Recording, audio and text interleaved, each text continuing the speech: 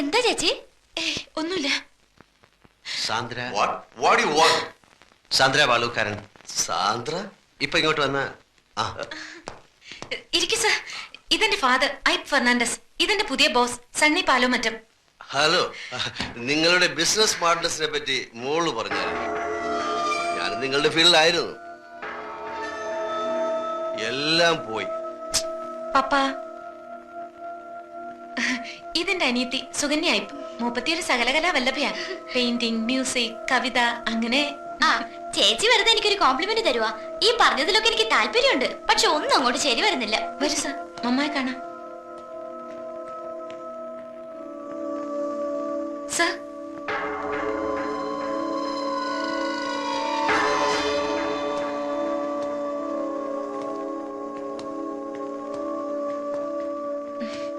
മമ്മ, ഞാൻ പറഞ്ഞിട്ടില്ലേ എന്റെ പുതിയ ബോസിന്റെ കാര്യം? ഇദ്ദേഹം. ഞങ്ങൾ ഈ വഴി വന്നപ്പോ വെറുതെ ഇവിടെ ഒന്ന് കയറാന്ന് വെച്ചു. മലയാളികൾ വീട്ടിൽ വരുന്നത് മമ്മയ്ക്ക് വലിയ ഇഷ്ടാ. മരിക്കും മുമ്പ് നാട്ടിൽ പോണെന്നുള്ളതാ മമ്മയുടെ മോഹം. ഇവിടെയുള്ള എല്ലാവരും മോഹങ്ങളുടെയും സ്വപ്നങ്ങളുടെയും കാര്യത്തിൽ വലിയ സമ്പന്നരാ.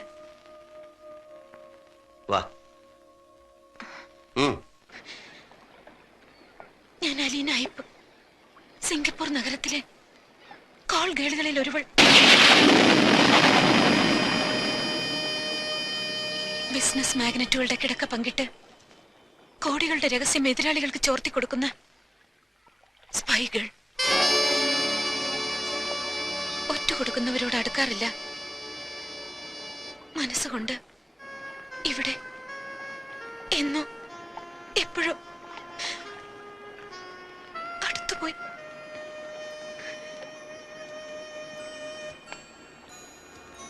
അപ്പന്റെ ശവം തെമ്മാടിപ്പറമ്പിലടക്കിയ കഥ പറഞ്ഞ ദിവസം, എല്ലാം മറക്കാനെന്ന പോലെ നിങ്ങൾ എന്നെ അനുഭവിച്ച ദിവസം, ഞാൻ മനസ്സിലൊന്ന് തീരുമാനിച്ചു. നിങ്ങളെ എനിക്ക് ചതിക്കാനാവില്ലെന്ന്. എന്റെ ബിസിനസ് രഹസ്യങ്ങൾ ചോർത്താൻ ആരാ നിന്നെ ഏൽപ്പിച്ചത്?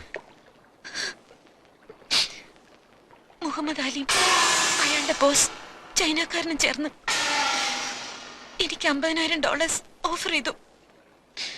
സീസൈറ്റിലെ 5 സ്റ്റാർ ഹോട്ടലിന് നിങ്ങൾ കൊടുക്കുന്ന ടെൻഡർ എമൗണ്ട് ചോർത്തി കൊടുക്കുന്നതിന് പ്രതിഫലമായി 25,000 ഞാൻ അഡ്വാൻസ് ആയി വാങ്ങി.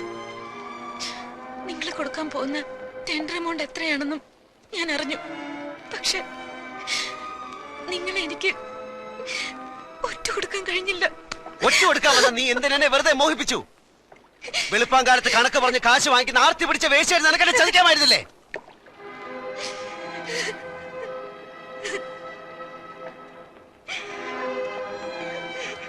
നാട്ടിൽ പള്ളിമുറ്റത്ത് ഒരു കല്യാണ പന്തൽ ഉയരുകയാണ്. അച്ചടിച്ച ക്ഷണക്കത്തുകളുമായി എന്റെ അമ്മയും പെങ്ങന്മാരും വീട് തോറും കയറിയിറങ്ങി ആളുകളെ ക്ഷണിക്കുകയാണ്. അവരെ ഞാൻ എന്ത് കഥ പറഞ്ഞ് സമാധാനിപ്പിക്കും?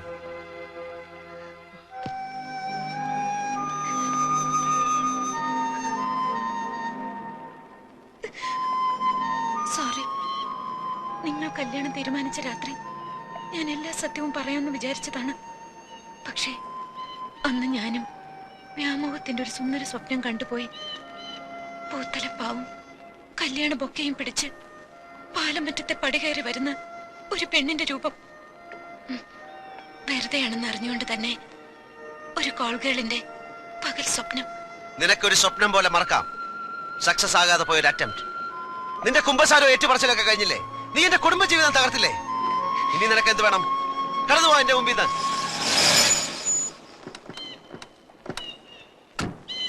കടന്നു പോവാൻ.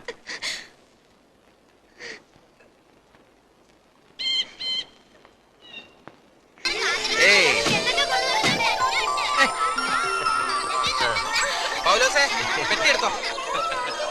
എന്തൊക്കെ കൊണ്ടുവന്നിട്ടുണ്ടെന്ന് അറിയാമോ അങ്കിള്?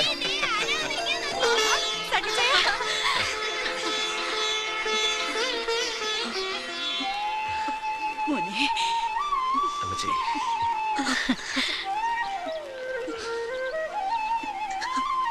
അളിയനോടെ പോയി? പള്ളിക്കലോട്ട് പോയി. കുരുള സാറൊക്കെ എന്ന് വരും? അവര് വരും. പെണ്ണുകൂട്ടർക്ക് താമസിക്കാൻ ഗ്രീൻ ലൈൻ ഹോട്ടലിൽ റൂം ബുക്ക് ചെയ്തിട്ടുണ്ട്. 5 AC റൂമേ ഉള്ളൂ. അത് മതിയോ സണ്ണിച്ച? പറയാം.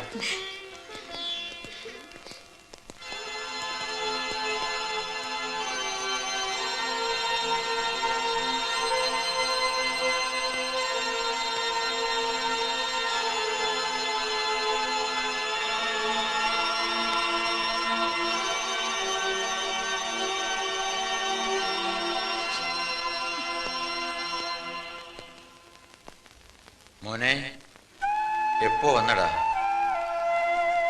സുഖമായിരുന്നു അവിടെ?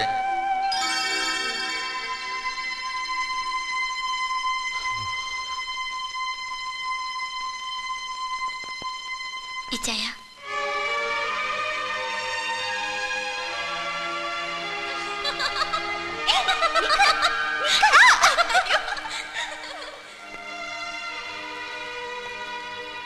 മിന്നുകെട്ട് സ്വപ്നം കണ്ട് ഓടി നടന്ന ഒരു പെണ്ണിന്റെ ചിത്രം മനസ്സിൽ നിന്ന് എത്ര മായ്ച്ചിട്ടും മായുന്നില്ല.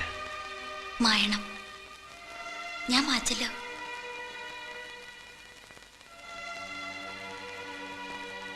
നാൻസിയെ കാണാറുണ്ടോ? കാലത്ത് കണ്ടു, പള്ളിക്ക് വെച്ച്. പാവത്തിനെ ഇച്ചായ ശപിക്കരുത്. ചാച്ചന്റെ മരണം കഴിഞ്ഞ് ഇച്ചായ നാടുവിട്ടപ്പോഴും ആ കൊച്ചി ഇച്ചായന് വേണ്ടി കാത്തിരുന്നു 5 വർഷം. എന്നിട്ട് അവിടേക്ക് തന്നെ കെട്ടിക്കേറിയല്ലോ, പുല്ലാങ്കുന്നിലേക്ക്. നാൻസി അതിലേക്ക് നിരപരാധിയാണ് ഇച്ചായ. ഇച്ചായന്റെ കല്യാണം നടക്കുന്നെന്നറിഞ്ഞ് ഈ ലോകത്ത് ഏറ്റവും സന്തോഷിക്കുന്നത് ആ കുട്ടിയാണ്. നിർഭാഗ്യങ്ങളൊക്കെ പാലോമറ്റത്തുകാർ പ്രാർത്ഥിച്ചു വാങ്ങിയ വരങ്ങളാണല്ലോ. ഇച്ചായ, കഴിഞ്ഞതൊക്കെ മറക്കണം. ഇച്ചായനെ വിശ്വസിച്ചൊരു പെൺകുട്ടി നാളത്തെ കഴിഞ്ഞ് കൂടെ ഇറങ്ങി വരിക, അത് മറക്കണ്ട.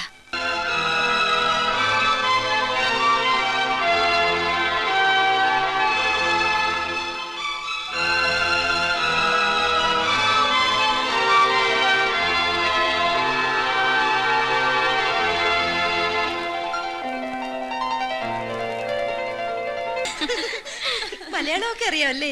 ഇതാ കൂത്ത്. പിന്നെ ഈ വർത്താനം പറഞ്ഞൊക്കെ എന്താ അറിവില്ല? പോയേച്ചി, സിംഗപ്പൂരിൽ ജനിച്ചു വളർന്നെന്ന് പറഞ്ഞപ്പോ ഞാൻ കരുതി അമ്മച്ചി ഇംഗ്ലീഷ് പഠിപ്പിക്കാൻ ട്യൂഷൻ ടീച്ചറെ വെക്കണമെന്ന് പറഞ്ഞ് പൈലിച്ചാൻ എന്തൊരു കളിയാക്കായിരുന്നു. എന്റെ പിള്ളേരെ, ആ കൊച്ചിത്തിരി കാറ്റു കൊള്ളട്ടെ. ഓ, ഈ അമ്മച്ചിക്ക് പുത്ത മരുമകൾ വന്നപ്പോ ഞങ്ങള് മക്കളെ ഒന്നും വേണ്ട. അതേടി, എനിക്കിനി നിന്റെ ഒന്നും ഓരോ ഓശാരവും വേണ്ട. മോള് വാ. സണ്ണിച്ചൻ പെമ്പിളയും കൊണ്ട് സിംഗപ്പൂര് പോകുമ്പോ അമ്മച്ചി എന്നെ എടുക്കുന്ന അറിയാലോ. സിംഗപ്പൂരിലല്ല, ഈ വീടിന്റെ പടി കടത്തി ഞാൻ എന്റെ മോളെ എങ്ങും വിടത്തില്ല. അമ്മച്ചി ഇത്രയും കാലം കണ്ണിൽ എണ്ണയൊഴിച്ച് കാത്തിരുന്ന് കിട്ടിയതാ എന്റെ കുഞ്ഞിനെ. വാ മോളെ. അമ്മച്ചി, ഞാൻ ഇറങ്ങ. കൊച്ചിനിന്ന പണ്ടെന്റെ കല്യാണത്തിനായിട്ട് ചാച്ച വാങ്ങിച്ചു തന്നതാ. മിന്നെ ഞാനൊരു പാവപ്പെട്ട കുട്ടിക്ക് കൊടുത്തു.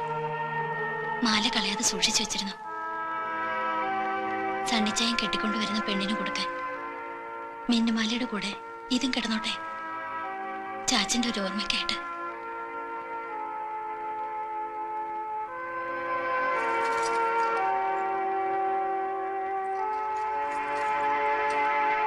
സണ്ണിച്ചായ, നാളെ കാലത്ത് രണ്ടാളും കൂടി പോയി ചാച്ചനെ കുഴിമാടത്തി പ്രാർത്ഥിക്കണം. സണ്ണിച്ചായന്റെ പെണ്ണിനെ എനിക്കിഷ്ടപ്പെട്ടു. നല്ല കുട്ടി. കർത്താവ് എല്ലാം നന്നായി വരുത്തും. ഞാൻ വരട്ടെ.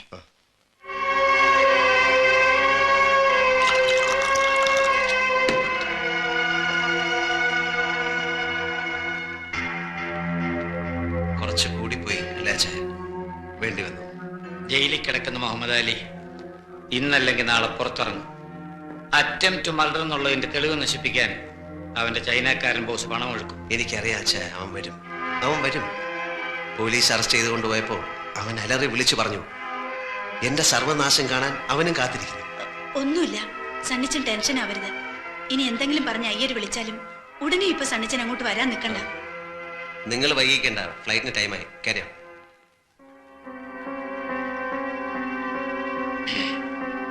ഇനി ആരോടും യാത്ര പറയാൻ നിൽക്കുന്നില്ല. വരട്ടെ.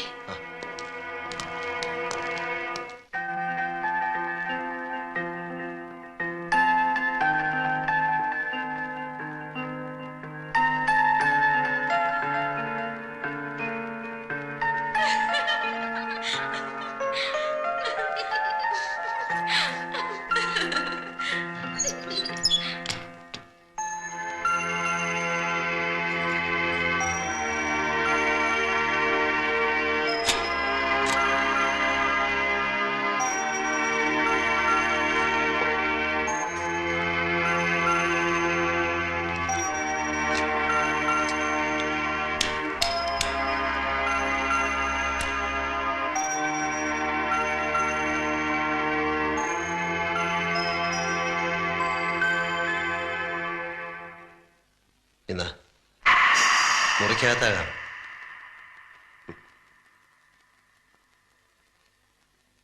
ഒരു കുടുംബ ജീവിതം തുടങ്ങാൻ പോവുകയാണ്. ഭാര്യാഭർത്താക്കന്മാരുടെ മാനസിക ഐക്യമാണ് ദാമ്പത്യത്തിന്റെ വിജയം. കുടിയും വലിയൊക്കെ ഉപേക്ഷിച്ച് നല്ല പിള്ള ചമഞ്ഞാൽ പാലോ മറ്റത്തെ സണ്ണിച്ചന്റെ ഭാര്യയായി ഇന്നിവിടെ കഴിയാം എന്ന് കരുതുന്നുണ്ടാവും അല്ലേ? 6 മാസത്തെ കരാറിൽ വാടകയ്ക്കെടുത്തൊരു പെണ്ണാണ് നീ എന്ന കാര്യം ഇടയ്ക്ക് ഓർമ്മിക്കുന്നത് നല്ലത്. മറന്നിട്ടില്ല. എനിക്കിപ്പോ നിങ്ങളോട് തോന്നുന്ന വികാരം എന്താണെന്നറിയാമോ? ഒരു 3rd റേറ്റ് കൂട്ടിക്കൊടുപ്പുകാരനോട് തോന്നുന്ന അറപ്പ്. സ്വന്തം അമ്മയും പെങ്ങന്മാരെയും വഞ്ചിച്ചിട്ട് നിങ്ങൾ ഈ കളിക്കുന്ന നാടകത്തിൽ ആരാണ് ജയിക്കുന്നത്? നിങ്ങളോ? ഞാനും നിങ്ങളും തമ്മിൽ 10 ലക്ഷം രൂപയുടെ കമ്മിറ്റ്മെന്റ് മാത്രമേ ഉള്ളൂ. ആ 10 ലക്ഷം രൂപ ഇന്ന് എന്റെ കയ്യിലുണ്ടായിരുന്നെങ്കിൽ അത് നിങ്ങളുടെ മുഖത്തെറിഞ്ഞിട്ട് ഞാൻ ഈ രാത്രി ഇറങ്ങി പോകുമായിരുന്നു. പാലോമറ്റത്ത് സണ്ണിച്ച ഇതൊന്നുമല്ല ഹീറോയിസം. 5 ലക്ഷം രൂപ പ്രതിഫലം വാങ്ങിച്ച് യാതൊരു മുൻ പരിചയമില്ലാത്ത എന്നെ കുത്തുപാളയെടുപ്പിക്കാൻ വേഷം കെട്ടി പുറപ്പെട്ടപ്പോ എവിടെയായിരുന്നു ഇതിന്റെ ആദർശവും ഫിലോസഫിയും? അതിന് വിശുദ്ധമായ ഒരു മറുപടി എനിക്കുണ്ടായിരുന്നു. വിശക്കുന്ന 4 വയറുകൾ, എന്റെ അനുജത്തിയുടെ ചാരിത്രം. ഏത് കോടതിയും എനിക്കതിന് മാപ്പ് തരും? നിങ്ങൾ ഈ കളിക്കുന്ന വഞ്ചനയ്ക്ക് എന്ത് ന്യായീകരണമാണുള്ളത്? എനിക്ക് ജയിക്കണം. എന്നെ തോൽപ്പിച്ചവരെ എനിക്ക് തോൽപ്പിക്കണം. തെമ്മാടിപ്പറമ്പിൽ അടക്കിയ മനുഷ്യന്റെ മകന്റെ കല്യാണം ഒരു വട്ടം മാറി. എല്ലാ ഒരുക്കങ്ങളും പൂർത്തിയാക്കിയിട്ടും മകളുടെ കല്യാണവും നടന്നില്ല. 3ാമതും പള്ളിപ്പറമ്പിൽ ഒരുക്കിയ എന്റെ ഈ കല്യാണം കൂടി നടന്നില്ലായിരുന്നെങ്കിൽ എന്റെ അപ്പച്ചന്റെ കുഴിമാടത്തിനടുത്ത് എനിക്ക് ഒരു കുഴി കൂടി വെട്ടേണ്ടി വരുമായിരുന്നു. എന്റെ അമ്മച്ചിയുടെ ഒരു വട്ടമെങ്കിലും ഞാനത് ജയിച്ചോട്ടെ. ആദർശത്തിന്റെ ത്രില്ലിൽ ഇവിടെ നീ എന്നെ ഒറ്റിക്കൊടുക്കാൻ ശ്രമിച്ചാൽ കൊന്നു കുഴിച്ചു മൂടും നിന്നെ ഞാൻ. ഇല്ല, ഒറ്റിക്കൊടുക്കില്ല. മരിക്കാനുള്ള ഭയം കൊണ്ടല്ല, നിങ്ങളുടെ വിജയങ്ങൾ കാണാൻ.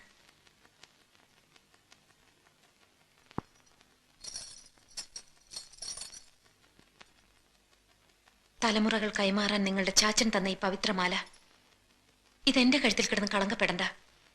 മോളിക്കുട്ടി സിസ്റ്റർ ചോദിച്ചാൽ പെട്ടിയിൽ വെച്ചിട്ടുണ്ടെന്ന് പറഞ്ഞേക്കാം.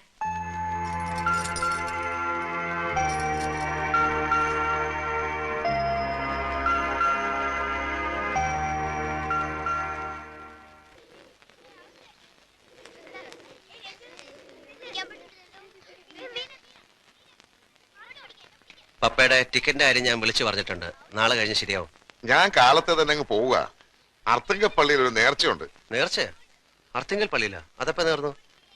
അത് പണ്ട് മോക്ക് മഞ്ഞപ്പിത്തം വന്നപ്പോ നേർന്നതാ. നേർച്ചയും കഴിഞ്ഞ് എറണാകുളത്തും ടിക്കറ്റും എടുത്ത് ഞാൻ അങ്ങ് പോയേക്കാം.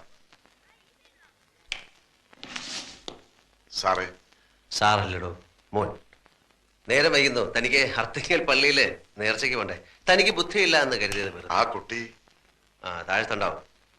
യാത്ര പറച്ചില് മെലോ ഡ്രാമയാക്കി കുളമാക്കരുത്. അല്ലെങ്കിൽ തന്നെ തന്റെ അഭിനയം ഇന്നലെ മുതൽ കുറച്ച് ബോറാകുന്നുണ്ട്. എന്താണ് സാർ ഇതിന്റെയൊക്കെ അവസാനം? 6 മാസം ഇവിടെ പുറത്തിട്ട് സണ്ണിയും ഭാര്യയും കൂടെ സിംഗപ്പൂർ പോകുന്നു. അവിടെ വെച്ചൊരു കാർ ആക്സിഡന്റ്. അതിൽ സണ്ണിയുടെ ഭാര്യ മരിക്കുന്നു.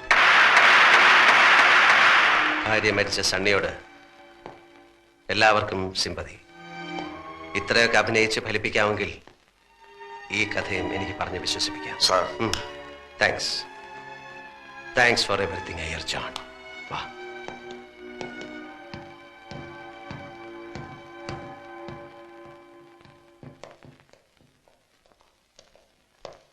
അവിടെ എത്തി നേരം കിട്ടിയ വീട്ടിലറ്റം പോയി എനിക്കിവിടെ സുഖാണെന്ന് പറഞ്ഞേക്കോ.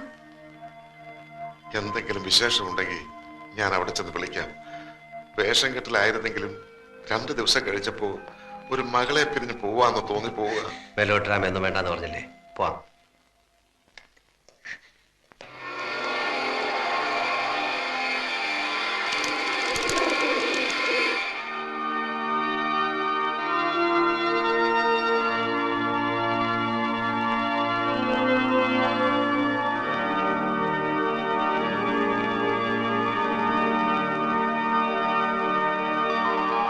ആകാശങ്ങളിൽ വാഴും തിരുതാരാനാഥനു സ്തോത്രം. എന്നും നന്മകളേകൂ, ഞങ്ങൾക്കെല്ലാ പുണ്യവും നൽകൂ.